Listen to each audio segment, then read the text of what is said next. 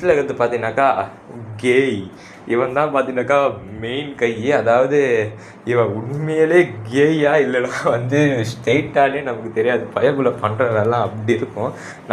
Minister தம்பி பவானியா யாரு போட்டான்னு டவுட்ல இருக்கல்ல, டவுட்டே வாடா.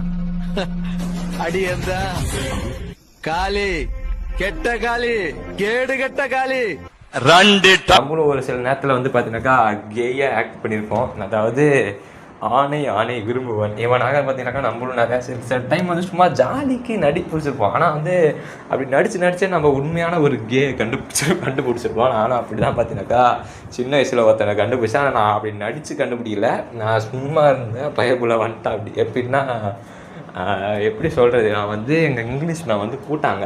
நீங்கள் கூட்டாங்கன்னா வேறு மாதிரி இருக்கக்கூடாது, எல்லாரையும் கூட்டாங்க.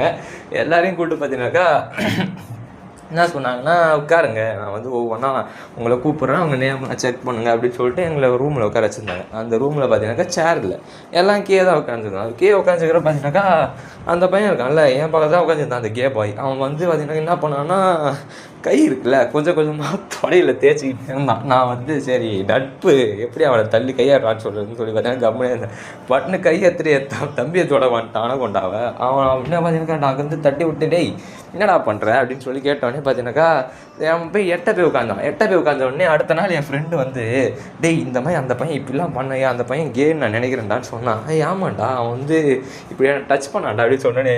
நண்பா உனக்கு முன்னாடி அவன் என்னை பண்ணான்டா, உனக்காச்சும் பரவாயில்ல, நீ தொடத்துக்கு முன்னாடி துரத்தி விட்ட. என்ன அவன் 2 தடவை அந்த இடத்த அமைக்கி பார்த்தான்டா.